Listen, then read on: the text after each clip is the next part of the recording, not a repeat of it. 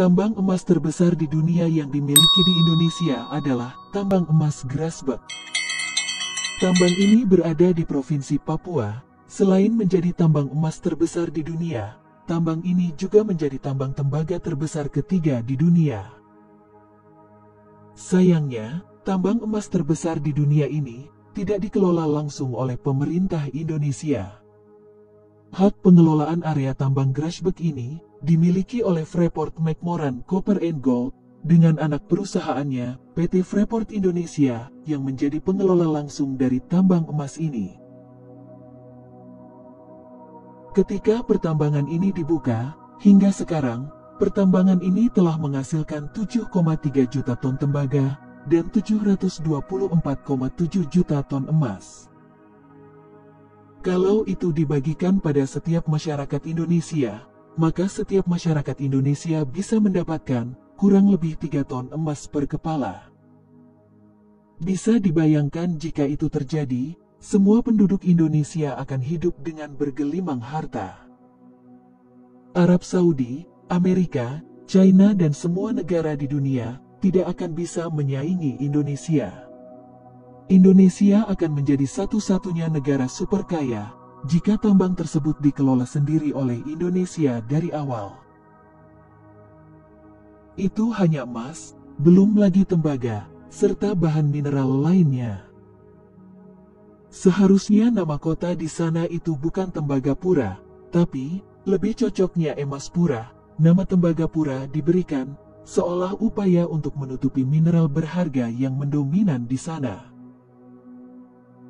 Pertambangan ini dikelola oleh Amerika. Dengan kesepakatan awal mula pengelolaan tambang ini, presentasenya adalah 1% untuk negara pemilik tanah dan 99% untuk Amerika sebagai negara yang memiliki teknologi yang melakukan pertambangan di sana. Selain potensi hasil tambang emasnya yang begitu besar, tambang Grasberg ini juga mengandung bahan tambang lainnya, sebut saja tembaga dan perak, dengan jumlah estimasi cadangan kandungan yang ada, dalam jumlah yang sangat besar. Bahkan, ketika emas, perak dan tembaga di sana mulai menipis, ternyata, di bawah lapisan emas dan tembaga, tepatnya di kedalaman 400 meter, ditemukan kandungan mineral yang harganya 100 kali lebih mahal daripada emas. Kandungan mineral itu adalah uranium. Uranium adalah bahan baku pembuatan bahan bakar nuklir. Belum jelas jumlah kandungan uranium yang ditemukan di sana, tapi kabar terakhir yang beredar, menurut para ahli, kandungan uranium di sana cukup untuk membuat pembangkit listrik nuklir dengan tenaga yang dapat menerangi seluruh bumi, hanya dengan kandungan uranium di sana. Seperti yang pernah dikatakan oleh pengamat pertambangan, pada tahun 2005, Freeport sebetulnya sudah mengakui bahwa mereka menemukan uranium, meski katanya tidak signifikan.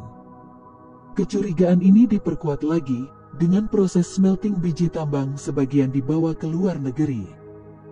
Jadi bisa saja ada kandungan uraniumnya.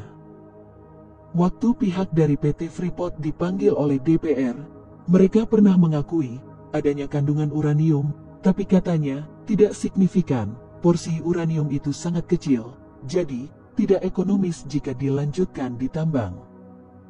Ya, wajarlah mereka berkata begitu. Di dalam kontrak dengan Indonesia, mereka hanya diperbolehkan menambang emas dan tembaga. Ini akan sangat sulit bagi pemerintah Indonesia untuk membuktikannya.